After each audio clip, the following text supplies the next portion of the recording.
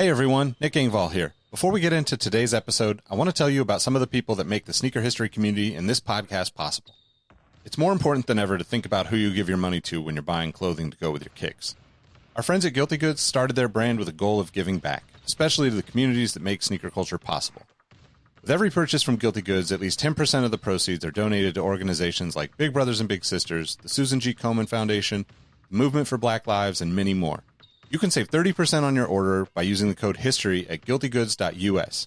Again, that's history at guiltygoods.us for 30% off, and you can feel good about your purchase knowing you're supporting a meaningful cause.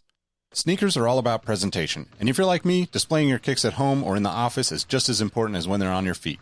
Sneaker Throne makes sneaker display cases featuring customizable LED lights, drop-side cases to showcase the entire side of the shoe, not just the heel or the toe, the whole shoe. They've also got display cases for trading card collectors and hat collectors. To me, it's the perfect way to display your collection. You can save at least 10% on your Sneaker Throne order by using the code HISTORY at sneakerthrone.com. That's history at sneakerthrone.com.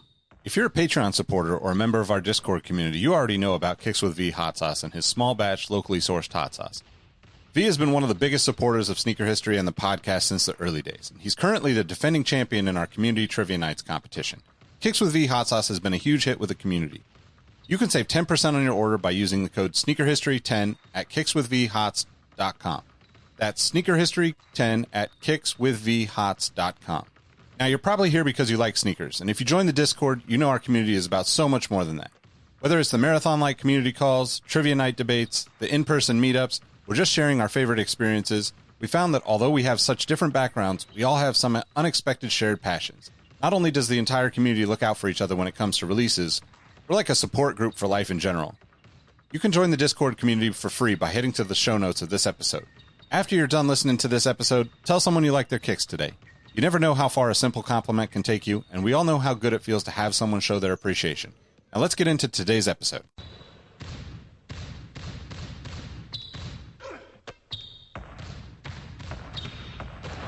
Jordan trying to shake off Starks. Oh, what a move! LeBron James with no regard for human life. 12 seconds. Bryant for the win. Iverson against Gill, the crowd on its feet. Allen for the win. To the Sneaker History Podcast. What up, what up? Welcome back to the Sneaker History Podcast. My name is Nick Engvall, and I'm with my guys, Mike and Robbie, to talk some kicks. What's going on, fellas? How you doing? Yo, man, I'm doing good. I'm hoping that my weird state of Texas doesn't kill us all when they try to reopen on Friday.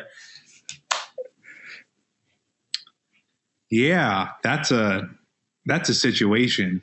I won't be out there, but they'll be out there. To quote Mike, the situation, that is a situation. Which, fun fact, I watched RuPaul's Drag Race on VH1, and they always have MTV commercials. I did not know that A, all the Jersey Shore people were still alive, or B, they were still on TV. And so it's like, damn. Shout out to Texas for creating a situation moment that reminds us of the situation. That's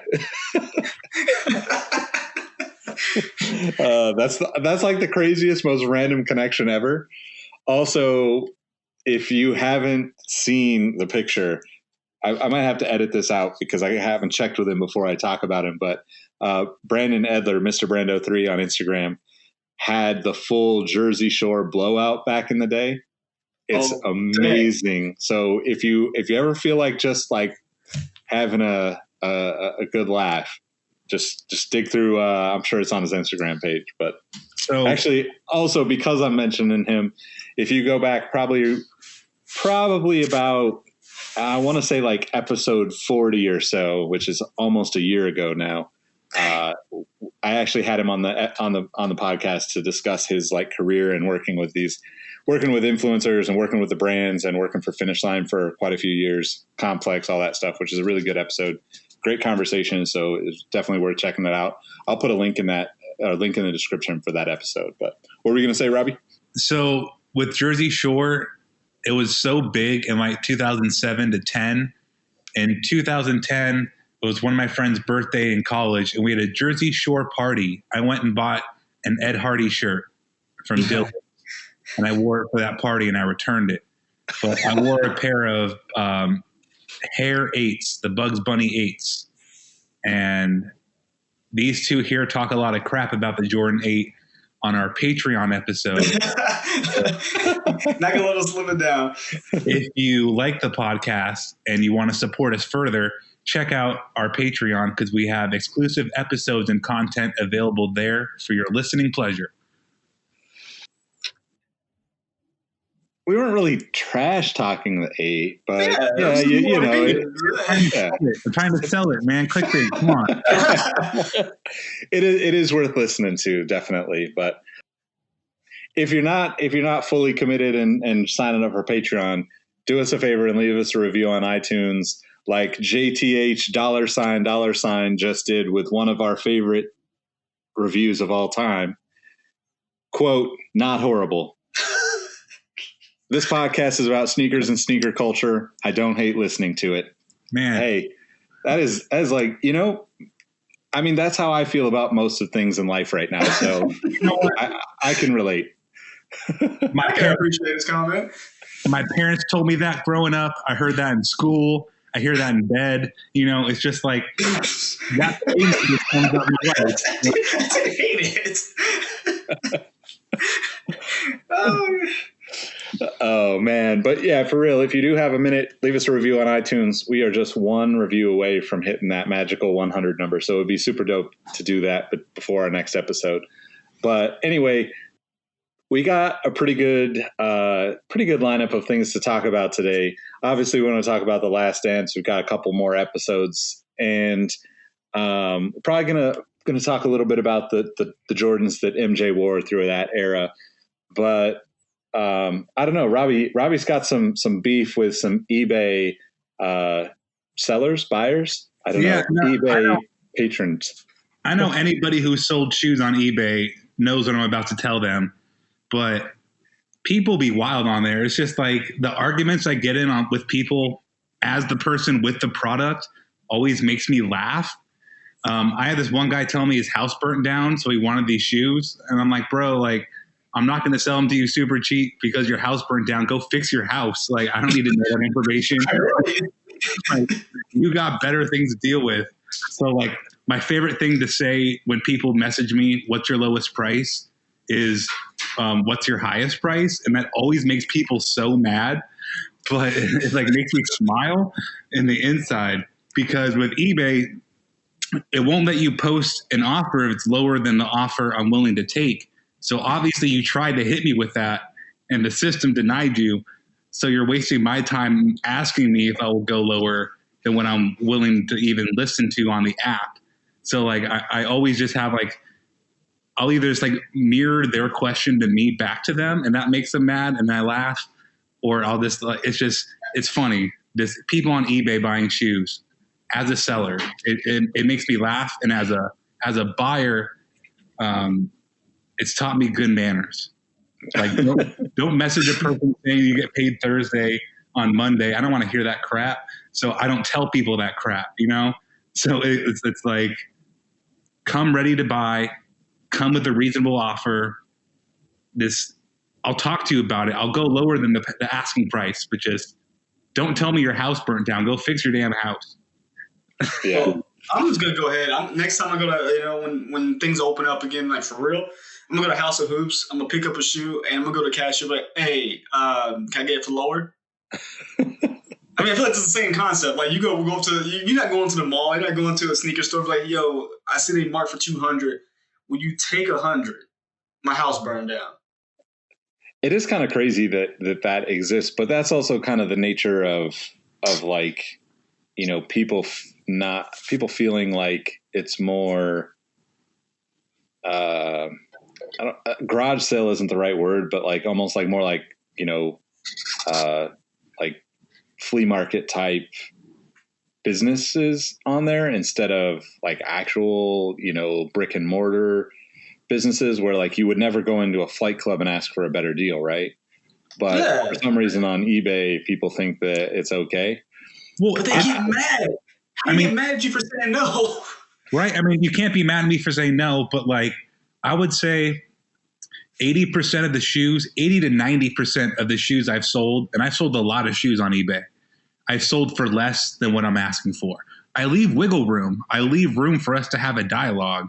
Like if my asking price is $550, I might take $490. Like I'm probably not, but like if you offer me $490, we're talking.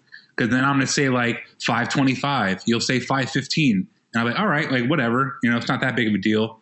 Like I want these shoes gone. Like that's a reasonable exchange. You know, like come at somebody to barter, not just to lowball.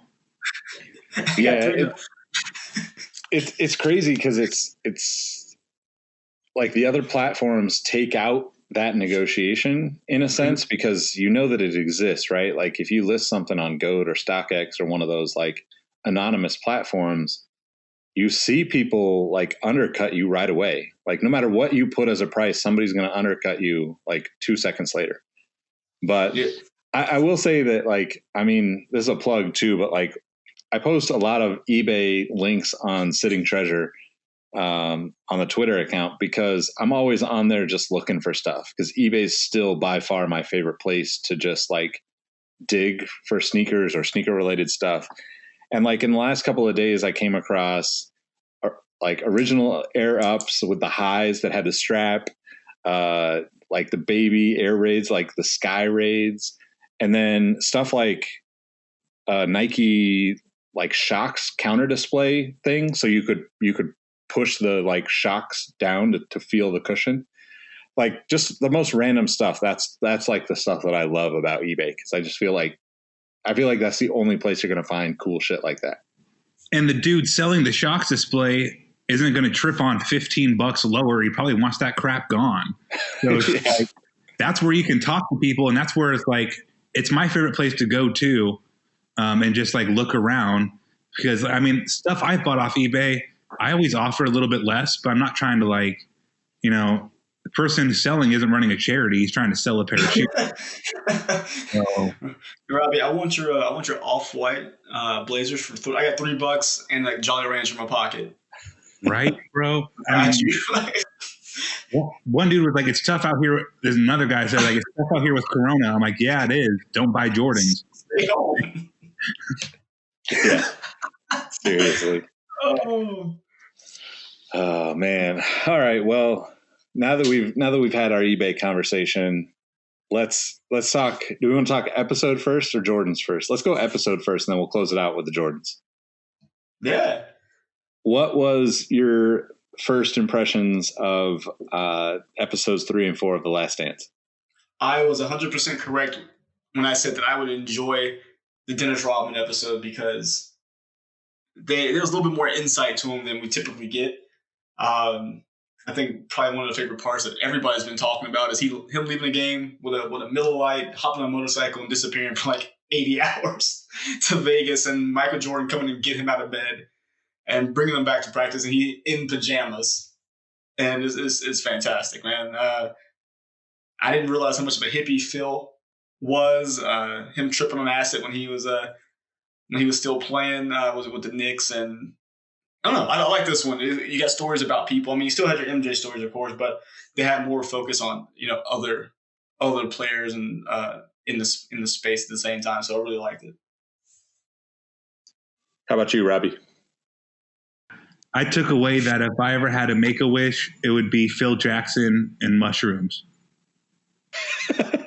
Like, I always knew he was the Zen master, but dude could ball. Like, so like the Native American influences and the Buddhist influences, that's Phil Jackson 101. But I mean, I always thought he was more of a scrub on the Knicks. I didn't know he was banana arms sucking up down, like most awkward arms of all time. Like, but that was super cool. I was eating dinner and I totally forgot about the Dennis Rodman episode, so I caught the back half of it. So the Phil episode was more on the front of my mind.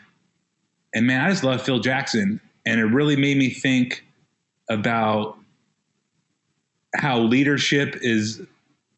There's many aspects to leadership, but the biggest part of it is it's managing personalities, man. You have to be able to incentivize and know when to like put the carrot in front of the horse instead of putting, the whip to the back of the horse. Like, you got to know how to work people. And Phil, this in his relationship with Dennis and then with Scotty and Michael, and how he influenced Steve. Like, Steve Kerr in many interviews references what he learned from Pop and what he learned from Phil Jackson. Like, he's just influenced so many people, and he's a shit front office person. But when it comes to coaching, there truly is nobody better than Phil Jackson. And Shaq and Kobe beat Michael Jordan and Scottie Pippen every day. Unrelated, but always related. Oh man. The Phil Jackson stuff was amazing. I mean, I've always kind of been a fan of Phil Jackson, and getting a little bit more, insight into him as a person, and because it really is about a much bigger thing than just telling people when to set screens and when to, roll and when to pass to Mike and when not to, right? Like, that to me is I think the perception for like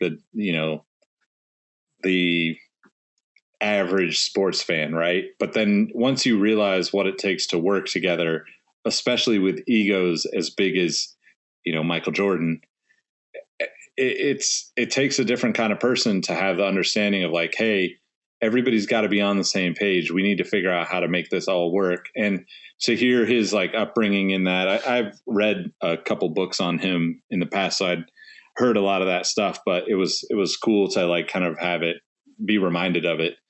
I thought that was really cool.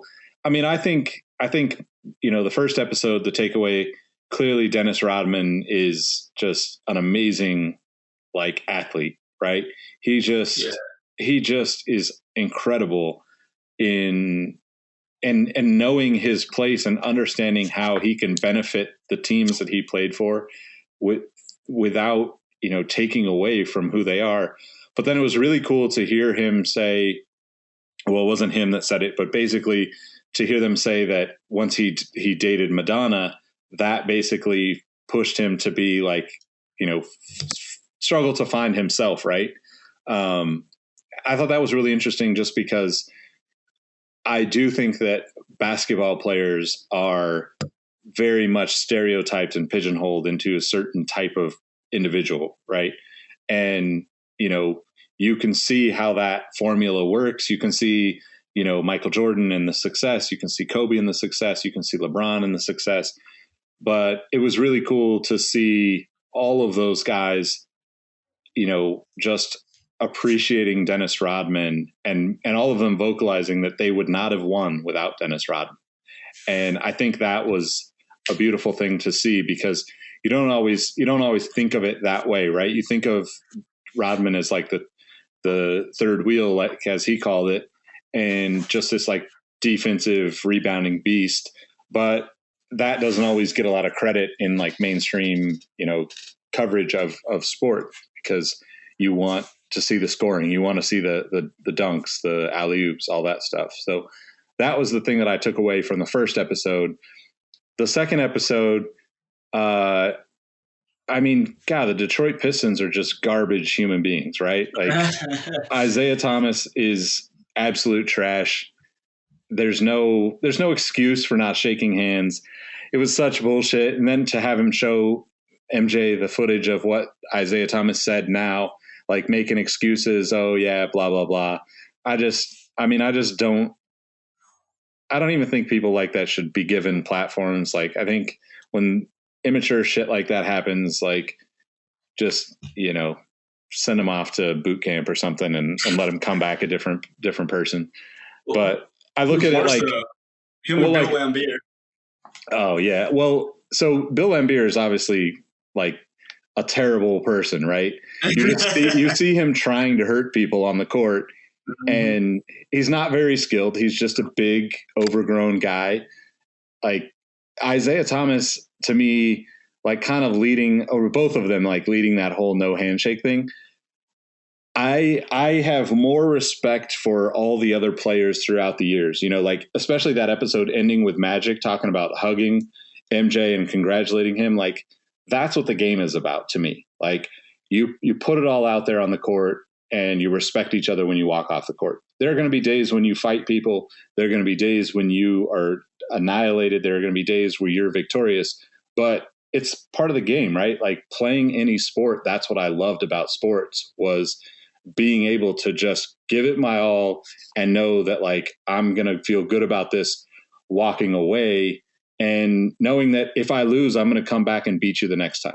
And that was the one thing with that episode. It was like, it was so disrespectful to me to see them not shake hands, and then to have him make the excuses of like, oh, if we would have known how people would react, we would have done it differently. It's like, no, you wouldn't have. That's showing your true colors, right? And there's a lot of like commonalities where people are, where people will try to tie things together, where it's like, oh, well, you wouldn't want, someone crazy like Rodman on your team. Well, yeah, if you understand that Rodman just needs to go unload and unleash all of his stuff for a while and take a few days off, he comes back to the team and he's an incredibly important part to the team, right? But like people that have that immaturity, like Lane Beer and Isaiah Thomas, I was just like reminded of why I couldn't stand those guys back in the day. And it's like, what's the point of I look at professional sports as like, I want to be able to watch professional sports and have my nephews or my cousins around and be like, looking up to these athletes who are doing something that most people aspire to do or are inspired by watching. And to see that kind of trash action, or them being so immature and walking off court when like, okay, you got your ass whooped like 4 games straight, you got your asses whooped, right? But also like to have MJ say, yeah, look, I shook hands with them both times that they beat us. Like that's a part of sports, and if you can't do that, maybe you shouldn't be playing sports, in my opinion. But I also know that I come at sports and watch it in a different way than most people. So I'll get off my little soapbox there, but I just want to say that like Isaiah Thomas, Spill Lane Beer, trash. It's a good soapbox to be on though. So it's like, a lot of people know about how Michael Jordan kept Isaiah off the 92 Dream Team. That definitely had a big reason, influencing that decision of not wanting to have him around those other players. Because he's always kind of been, the bad boy Pistons. Like it's cool. It's a really cool moniker to have throughout time. Like bad boy sounds tight, but like you don't make any friends. Like you don't have a lot of allies outside of your team playing that way. There's a Laker analogy in my life for everything, but it's like Paul Pierce was great, but Kobe was better. Like, sure, Paul Pierce was a champion, but Kobe was had more championships. Isaiah Thomas and Magic Johnson were the same thing in the 80s and late 80s, early 90s. Back-to-back champs for Detroit, but that doesn't beat the Lakers 5. Magic got all the positive press. Magic was bigger, had the better smile, and Isaiah had a great smile. But just the way they played were so different, and their personalities came off so different that the same kind of love will never be had for Isaiah when compared to Magic. Same thing with Paul Pierce will never have the same kind of love Kobe's going to have.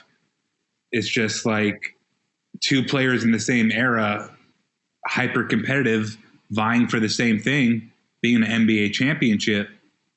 But it's just the way you go about it has a real big influence on how people remember you. And the way the Bad Boys Pistons went about winning leaves a sour taste to just about everybody who wasn't a Detroit fan at that time. Nope.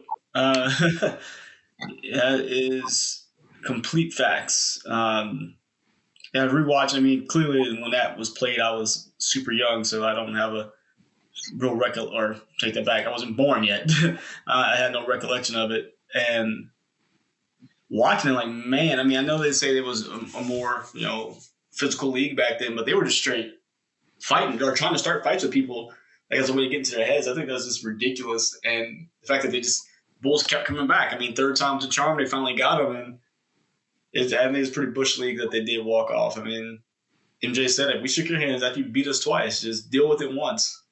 Well, and it wasn't just the Pistons. So we have to put this out there. Kareem punched somebody in the face.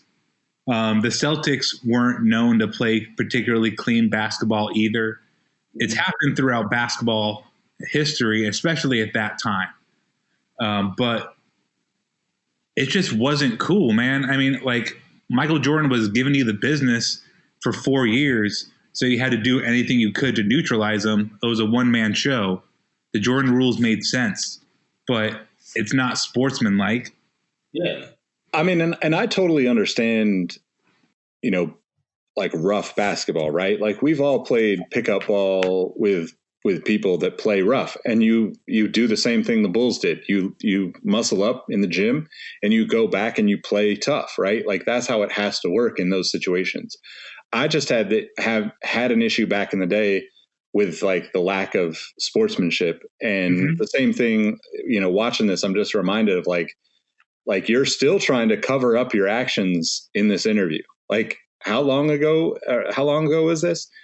And, you know, I think that, you know, the roughing people up and the fights in the NBA that used to happen. Yeah, it was a part of the, you know, the big man era of basketball, right? Like when you have, you know, 6'10", 250-pound dudes muscling each other out of the box every game, and everybody's dumping the ball in low, and that's the game. Like, yeah, there's frustration that Jordan literally can fly above you and make you look like an idiot. There's also frustration that your style of play is going away. Like, I totally understand all those things, but I just think at the end of the day, if you're going to be so disrespectful, you know, that's just like unacceptable for me for a professional athlete. Right. And I think there was an interesting comment about Dennis Rodman, right? Or that he made where he's like, the game of basketball is easy. I'll play for free, but it's dealing with all the other shit that is difficult about being a pro, right? That's what you get paid for. Yeah. And then to hear him say that, you know, after the fact, but then knowing that he was a part of that team that didn't shake hands, it's kind of like, that sucks, you know, like that sucks that you couldn't deal with the off court, you know, normal kind of tradition, I would say. And I get that sometimes it doesn't happen. I get that it's not a required thing, all those arguments.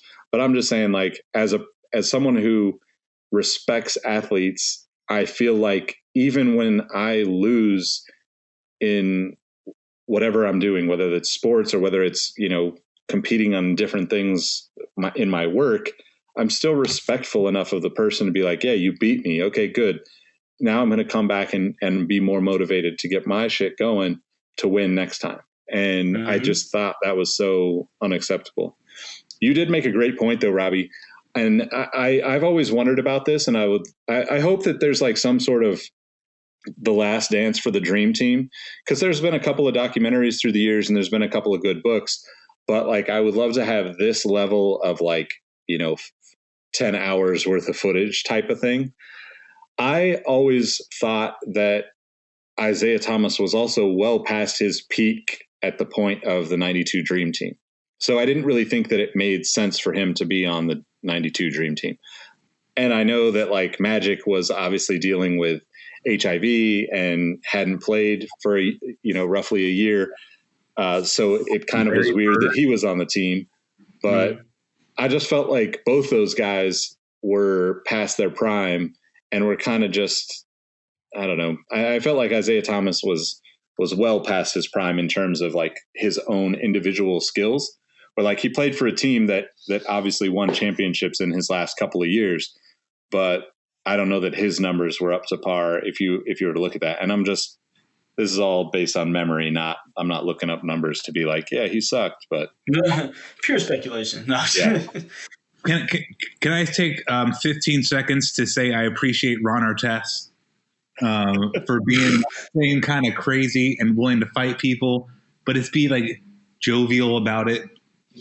Like Bill Laimbeer was not nice. Ron Artest would throw an elbow in the back of your head if you're James Harden, but then like be apologetic. Yeah. I love Ron Artest. Also, I'm going to take 15 seconds. And can we just acknowledge that Dennis Rodman was a SoundCloud rapper before SoundCloud rappers existed? Yes. You know what? I like it. Tattoos, piercings, colored hair, chaos, drinking, like unexpected everything. Like that's basically what you need to be a SoundCloud rapper, right? These kids are amateurs compared to Dennis Rodman. Can I just redundantly get 15 more seconds to say Carmen Electra to sit there in the interview and be like, Dennis was wild. He'd have like girls around, and as his girlfriend, that's tough. It's like, Carmen, like, thanks for showing up. Here's your check. Yeah, right. I mean, you're either a real one or real crazy. Like, I don't know. I think finally you knew what you got yourself into. You knew what this was. But I was like, oh man, Carmen hiding in the closet with Michael coming in. That's hilarious. That was funny. That was pretty funny. And all the stuff with Phil in Puerto Rico, like the chickens, like what? Like run across the freaking bench.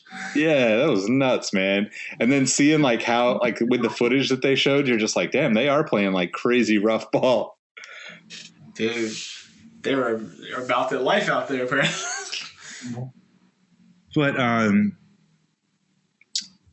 I just got to say, before we kind of wrap on the Isaiah hate fest, kind of in his defense, we love Michael Jordan a lot. Like if this documentary has taught me anything, it's that I hate going on Instagram the next 7 days after, because I get freaking sick of hashtag The Last Dance, and I'm already sick of, and I'm hashtagging it too.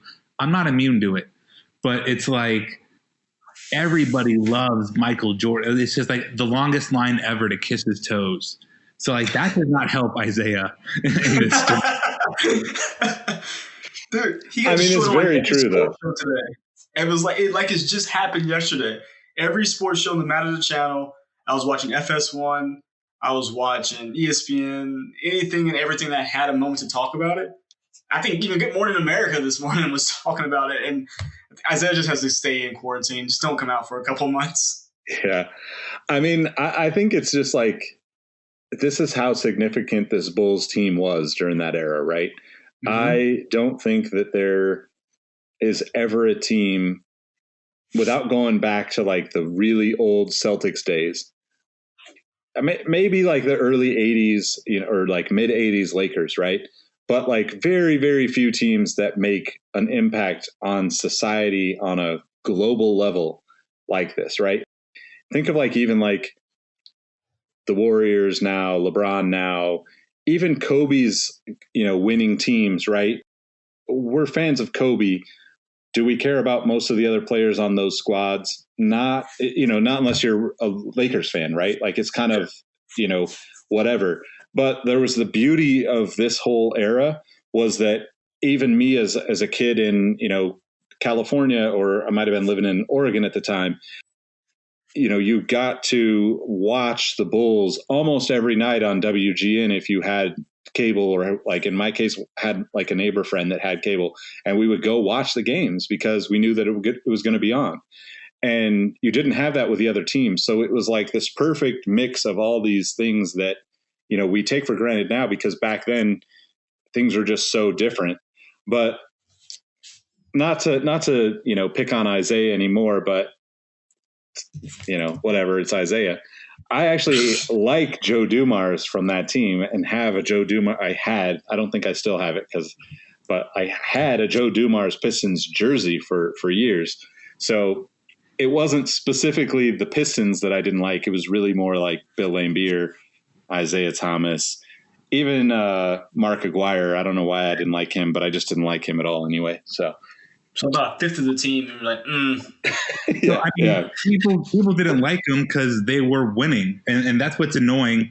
And I have the segue of a lifetime here, and that's why like the Bulls hated the Pistons so much, and they brought this up in the documentary. The Pistons sunned the Bulls for 3 years straight. So. Yep. in the 4 years that they met 4 years in a row in the playoffs. So in 88, Pistons won 4-1, 89, 4-2, 90, well, not, skip that all back a year. So when they won, the Bulls won, obviously. The year before that, when they lost, it was 4-3. That's the migraine by Scottie Pippen. They lost 4-3 to the Pistons. Year before that, they lost 4-2. Year before that, they lost 4-1.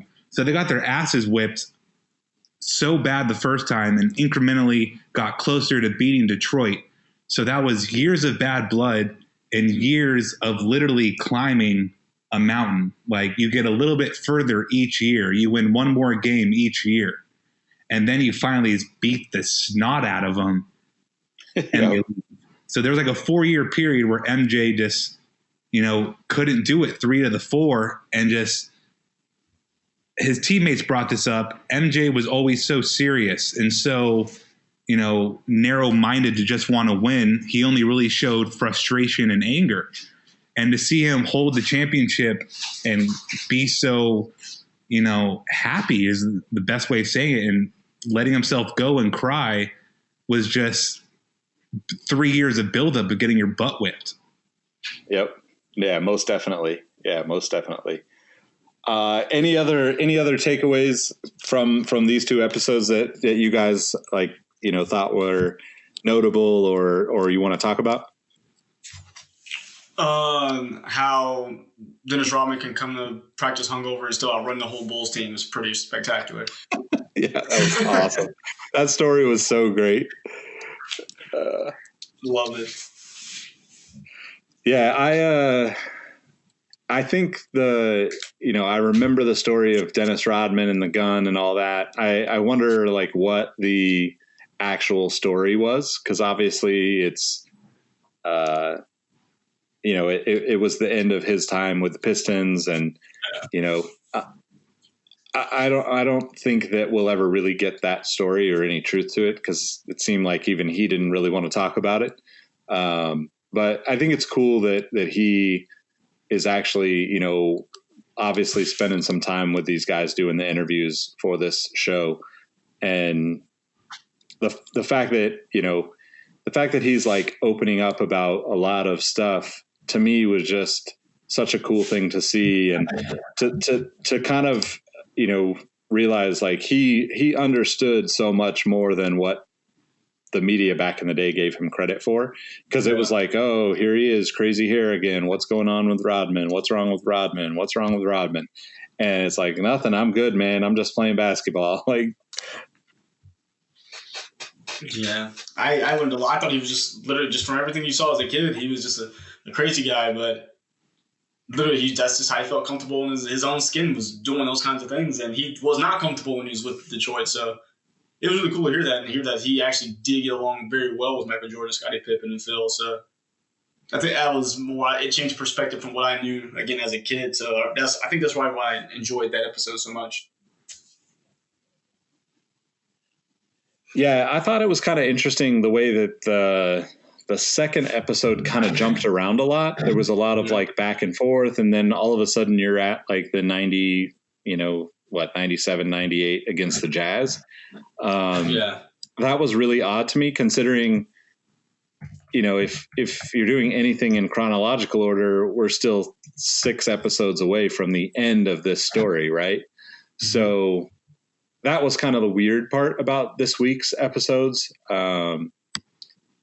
But I think it was cool to see more players getting introduced, like seeing Will Perdue, BJ Armstrong. I like that they're not putting everybody in every episode. That way you have some new faces to kind of come in and tell their side of the story for these, because, it's, as much as it's these kind of core group of guys, it's really just Phil Jackson, Michael Jordan, and Scottie Pippen that were there for the full run, right? Everybody else was there for 2 or 3 years, maybe 4, but it changed all the time. So that was kind of really a cool part of it. The other part of it is I always love seeing the way the triangle offense works in that way of shifting the triangles, because when you hear the triangle offense, you don't really think of the visual, and seeing that, you see it a lot watching basketball or watching, ESPN type stuff, but seeing that again reminded me how much like I appreciate the dynamics of that offense, where, I think from a without being like paying attention to it all the time, you don't think of that. Like if you're not playing basketball, watching basketball every week and thinking about how all these different things work together, it was really cool to see, one, how they had to really kind of convince Michael to be in on this whole concept, but also to say like, hey, this is kind of how it works loosely, and give that visualization of people moving and the opportunities that it creates with those movements, right? Mm-hmm. Yeah, I didn't know it took so much for him to buy into it. I was really surprised by that, because just again, these are things I just had a very faint set of information about, because I thought when Phil was there, boom, he brought right into Phil. I didn't know that he didn't like Phil at first, or his ideology. So it's really cool that how they show that progression of like, okay, Jordan finally understands that he can't do this by himself, and his brand of basketball Phil's bringing in is going to get them championships. What he did. So here's an aspect to Mike they keep alluding to, but don't really want to go into too much detail about, is how supremely confident he was, and maybe to a fault, to where it was the Michael Jordan show, and we know he wanted to win the championship. Like, I'm not at all questioning his drive, but I don't think there was a bone in Michael's body that didn't like putting up 63. And yeah, the losing part sucks, but being like the dominant lightning bolt on the court must have been pretty darn fun. So I could see how he liked playing for Doug Collins, and they were getting into the playoffs, and for the most part, deep into the playoffs, with everything being the Jordan show. And Kobe got, a bad rep for wanting to be like the pure alpha, but he learned that from somebody, and that somebody's Michael Jordan. So I totally got how he didn't want to buy into the triangle at first, because for years he had to be the one, I keep wanting to say lightning bolt, but he was just so fast and dominant and explosive that he was just used to running that way. And he probably deep down felt that was the way they were going to win, was through him. So to get him to accept a different way must have been harder than kind of they were letting on in the documentary. Obviously, It worked, and everything's, hindsight's 20/20, especially when you have 6 championships at the end and you had 0 before. But man, Jordan definitely liked being the talk of the league. Yeah, like being the guy. Yeah. Yep. Yeah. I think that's a great point. I mean, it was really interesting to see the transition from Doug Collins to Phil Jackson too, and to see obviously how much that whole shift meant to Michael.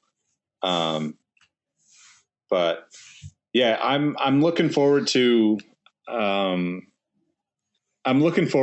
kind of seeing, I guess,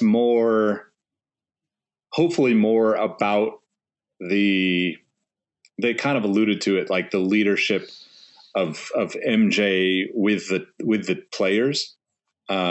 Because I think that once he bought into Phil's system, he realized, hey, this can be, really successful for us, or for me personally, maybe even. So that's what I'm definitely looking forward to over the next few episodes. But anything you guys are looking forward to before we get into the Jordan stuff? Nothing in particular now. I mean, my big thing was seeing more about Rodman, hearing about that story. So I've gotten my what I was looking for. But I mean, I'm just looking forward to seeing, just the rest of the story where it leads to. I mean, this has clearly sparked a lot of not only conversation about the Bulls, but now I've seen 2 different documentaries that are supposed to be in the works from just how well this has been received, and that's going to be. I guess there was a camera crew following Kobe his last season, so that's supposed to be a documentary coming out sometime in the future. And as we're recording, I was reading that D Wade has he's producing a documentary about the Redeem team. So I just like what it's sparking. So I mean, I'm sure by the time these come out, the world's gonna be normal again, but it's still gonna be something that I think pretty interesting. I'm glad this came out to start letting people know we want to see these stories. Yeah, I'm looking forward to those too. I want to see the real moment. We've had a little taste of it with Michael yelling at people in practice. It all comes back to Kobe, but when he was yelling at his teammates, like, you guys are soft as Charmin. Like, I want to see Michael. I want to see more of that, a lot more of it. And I know we're not going to get it, but we'll probably get clips. But I want to see more of that. I like to see it. I think you probably give them a limit. It's like, hey, we can only do 10 minutes of me yelling at people. 10 seconds at a time. 10 seconds at a time between 10 weeks of episodes. Yep. Or 5 weeks of episodes. So as we're watching the Last Dance, these last few episodes, obviously thinking a lot about the Pistons and Bulls rivalry, we wanted to talk about the Jordans that were worn by MJ, I guess, and the Bulls through that era.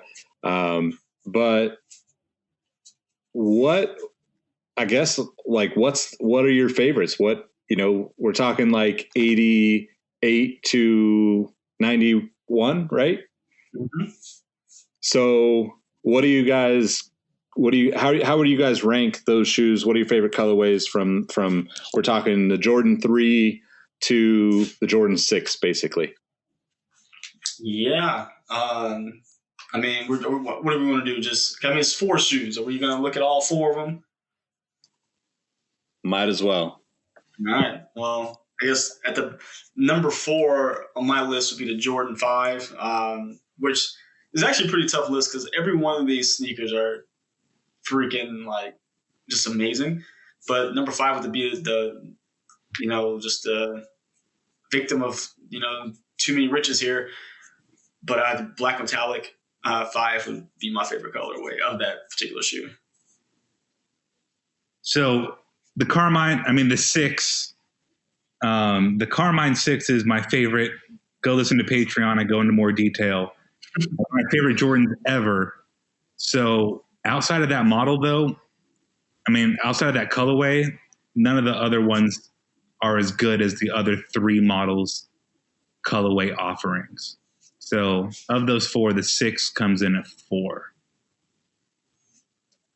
Yeah. So like Mike said, this is a really tough group of shoes because to me, this is the best of the Jordans, right? I mean, aside from the ones 3 through 6, if I had to pick 4, those are the 4 I'd go with. So I think in order, it's probably the 5 for me, the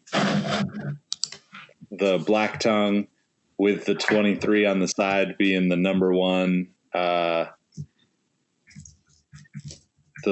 top of the 5s, right? So the number 4 for me is the Jordan 5, but the black tongue fire reds with the 23 embroidered, chef's kiss. Agree more with that colorway. We need a retro of that because we keep getting the silver tongue fire reds, but we need that black tongue. It's been more than a couple years on that. Yeah, I agree. Yeah. The 5 has to come next for me just because the other 2 are just better. But like you just said, the black tongue is amazing. Like Mike said, the metallic 5 is also in my top 5 favorite Jordans. The white fire reds that come out this weekend, those are up there. So yeah, the 5 is the next best one. See, I'm a flip-flop, so my 6 is the next one for me. Infrared 6, I'll go into more detail about this, but it's one sneaker I seem to always miss out on when it releases. But it's just a clean shoe. I can't really say anything bad about any of these. It just happens to the next two are just more special to me. I like them more, but I will take any one of these in a heartbeat if someone hands them out. I think I'm with you on that one, Mike. The infrared 6s. It's so difficult because each of these shoes to me is very much about the moments that I remember. And the infrared 6, especially because we just watched these episodes, that like kind of up with the right hand to dunk, but switch to the left, lay in against Magic and the Lakers is like so vividly in my mind at all times anyway. And then to watch it again, you're just like, I mean, I was sitting on the couch, just full goosebumps on my arms because I mean, I can't express what these moments meant to me as a kid watching and wanting to be like Mike and wanting to be have the sneakers and play basketball and the swag and everything that these guys were. So, infrared 6s for me, number 3. Robbie, what you got? So I could flip a coin with these two, but like the 3 comes in next for me. Specifically, he wore the fire red 3s against the Pistons in the playoffs. I think the fire red 3 is like probably the most slept on of all the original Jordan 3s. I really want that one to come back. I really want the white cement too, but just the black cement gets all the love, but true blues, white cements, and fire reds are just like, they're all iconic, right? We've seen them on hip hop magazines, album covers, on court by our other favorite athletes. And it's the 3 you can't go wrong with, but the 4 is just better. So, I mean, I'm in the exact same boat as you, man. For me, it's the black cement 3. I mean, that's the one I own along with some others, but that's the one I wear the most of all my 3s. If I'm not mistaken, he wore it in the All-Star game of '88, right? Yep. Yeah. I don't know. It's just so iconic looking at it. I mean, that was kind of the black cement 3s are my consolation to missing out on the true blues. So I'm right with you when you need to bring back some of those other colors. So I'm going to go, I mean, this is a toss-up every time, right? But I'm going to go with the 4s at my number 2 spot. And really just thinking about that shot over Craig Elo, right? Like, I mean, I feel like I probably tried to emulate that exact hang at the free throw line shot. I would guess like 1,000 times, maybe 5,000 times when I was a kid. But that moment to me will always be one of the most special, and that shoe will forever be like in my possession in some way, shape, or form until I kick the bucket. So.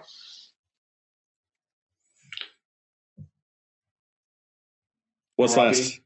Me and Robbie had the same number 1.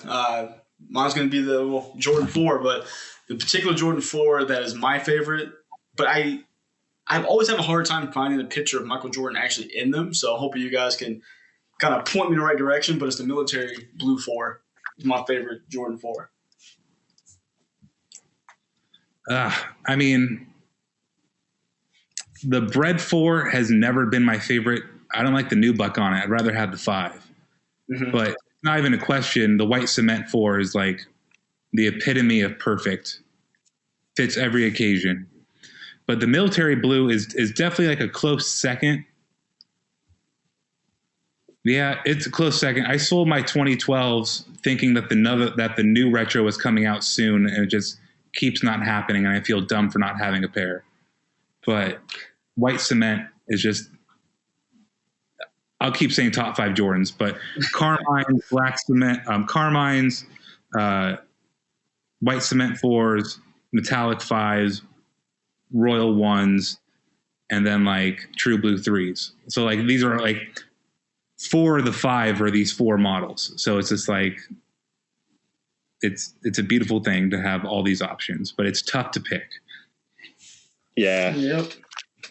I mean, the militaries are so up there on my list too. As a kid, that's the shoe that I wanted because I never saw it really like everybody else. You know, any kids that I knew from school that had Jordans always had Bulls colorways. So I just always gravitated towards like the militaries and the True Blues. For me, like the number one shoe is probably the white cement 3s. Although I wear black cement 3s more. The white cements, the free throw line dunk, the whole dunk contest, like that to me is just like you can't really touch those moments. But I'm with you guys too. Like the white cement 4s. I mean, it's just like so beautiful.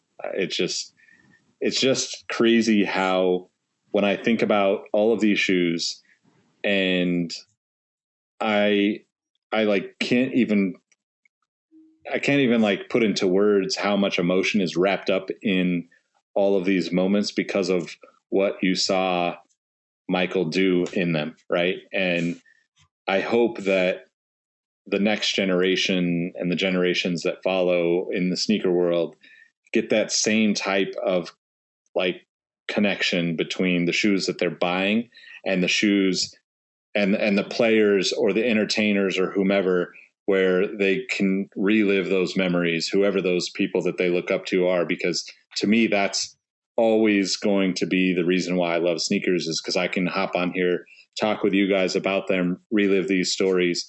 I can go meet somebody on the street pre-coronavirus days and like, you know, see them wearing a pair of shoes and have a conversation about those shoes and find out what got them into sneakers and why they love those shoes and hear their stories about what they meant to them. So it's just really cool to have, you know, The Last Dance kind of reintroducing this whole, you know, storyline to not only like the older folks like me but also the, you know, young 15 to 20 something kid that may not have had the experiences growing up and is getting to see what, you know, kind of that previous generation really like keeps harping on about like, oh, it used to be like this kind of stuff, and not in a way that's like preachy, right? It's like this documentary is just crazy entertaining to be able to like relive these moments for those of us that were around for it, but also for people that didn't pay attention as much back in the day to kind of understand, oh, that's why all these guys are crazy about sneakers. That's why all these guys are obsessed with Michael Jordan. So to me, that's really, really cool. But I guess we're pretty much at the time limit. You guys got any parting shots for anything? I just feel like I'm gonna make some bad shoe purchase decisions. This show is killing me because I will sit there just looking at a bunch of nonsense, knowing I don't need it. So y'all just hope I don't buy anything stupid. So what pairs are now on the radar that weren't pre The Last Dance? Well, see, the thing, they were kind of there before, but they're always on the back burner. I was like, I don't need that right now. And I think I talked about it. Yeah, I talked about it on Patreon, like playoff 13s. I don't need them. I want them. I want a vanilla pair of 12s. I want a pair of playoff 12s. Never had playoff 12s. I had the cherry 12s, but now I want playoff 12s. So got some things working against me right now. Cherry 13s, man. That's the only. See, I'm looking at those two. Like I'm just looking at a bunch of 13s. Like any white and red, black and red variation of 13. I'm kind of looking at, and I'm just like, God dang it, because I don't know what it is, and I can't remember who said this or where I heard of that, but just everything Michael Jordan like shows him wearing like on the court. It's been 20 years, but it just looks like awesome again. Like seeing them in the Bulls warm up with the 13s on, you know, in the locker room or taking practice shots. I'm like, wow, this looks so cool again. Yeah, it is pretty crazy. I've actually got a couple of Jordan 12s on my watch list. The playoffs. And then I think Robbie mentioned it maybe on the Patreon episode, but like the wings colorway, I just like, they've only been in a couple of shots, but I look at that one picture that we posted on Instagram with where Pippen and Jordan are wrestling Rodman away from an argument, and they're both wearing the 12s, like the taxi 12s. Taxi 12? Yeah. And that just kind of sent me down the rabbit hole of Jordan 12s, where I'm like, oh, yep, definitely need to get these again. Definitely want these. So we'll see what I actually pull the trigger on, because I feel like we've still got 3 more weeks of this to go. So if all 3 of us come out of this last dance without purchasing any Jordans, I'll be completely blown away. I mean, if we're betting people, smart money is on Robbie that he's gonna come out with something. Yeah, that's probably likely. I feel like at any moment Robbie might have just ordered a pair of shoes while recording the episode. I've done that so many times. Like, I don't feel comfortable saying how many times I've ordered shoes while we're recording. Hey, so if you guys are listening and you want to support our habits, please sign up for our Patreon, become a patron member. It'll help offset the cost of talking about sneakers with each other on a weekly basis. Yeah. All right. Well, we appreciate everybody listening. It's been awesome talking about this. Let us know what you think of The Last Dance. It's really kind of the focus, considering we don't have any other sports going on right now. And the sneaker releases, although the DMP 6s was an interesting one, it's been a little slow lately. I think rightfully so. We're all kind of trying to wait this out and not spend as much money.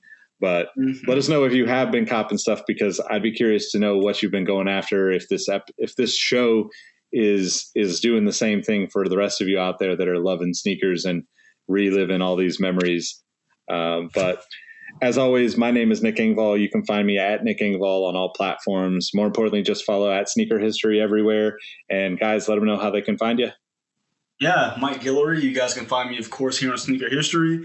Also on Instagram and Twitter at MadWatcher789. And you guys can watch my caveman beard keep growing on YouTube right now at Mike Guillory.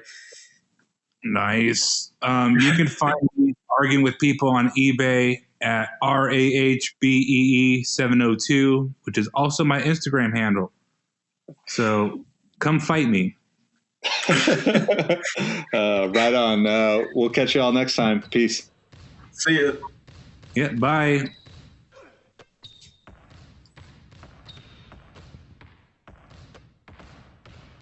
Hey everyone, this is Nick again. Before you take off, I wanted to ask a couple favors of you. If you're interested in more content from the Sneaker History crew, become a member of our Patreon page, where we post daily content, drop exclusive episodes, and host monthly giveaways.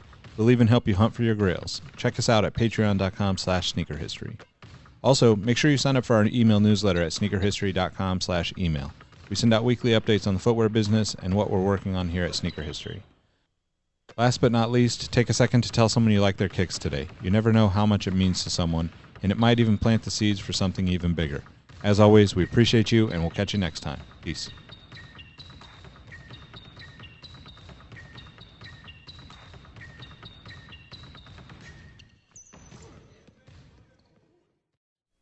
Hey everyone, this is Nick again. Before you take off, do us a solid and head over to Apple Podcasts to leave us a review. Give us a rating on Spotify and Amazon Music, and make sure you're subscribed to our YouTube channel, because we have even more video content coming soon. Speaking of new content, we have an amazing community of sneaker enthusiasts that hang out in our Sneaker History Discord on a daily basis. While sneakers is a connection point that brought us all together, we've all discovered countless shared passions that we have in common with each other. We recently launched a couple of new podcasts directly from our community. One of them is a Formula One podcast. If you're an F1 fan like me, the Exhaust Notes podcast is your weekly fix of Formula One fun. It's hosted by myself, Rohit Malhotra, and Todd Yates. New episodes drop every Tuesday. I've been wearing fitted hats for years and collecting my favorite teams since I was a little leaguer. It has been awesome to see so many new fans getting into fitteds in recent years. Crown and Stitch is our new talk show about fitted hats with Dexter, Keith, and myself, where we talk about fitted hats, snapbacks, throw in some obscure hats because we all kind of like some funky stuff once in a while, don't we? Copping, collecting, and so much more. New episodes drop every Wednesday. Hit the links in the show notes for this episode to give our new shows a listen, and be on the lookout for more new podcasts dropping soon. Last but not least, tell someone you like their kicks today. You never know how far a simple compliment can take you, and we all know how good it feels to have someone show their appreciation. Thank you all for the support, and we'll catch you on the next episode. Peace.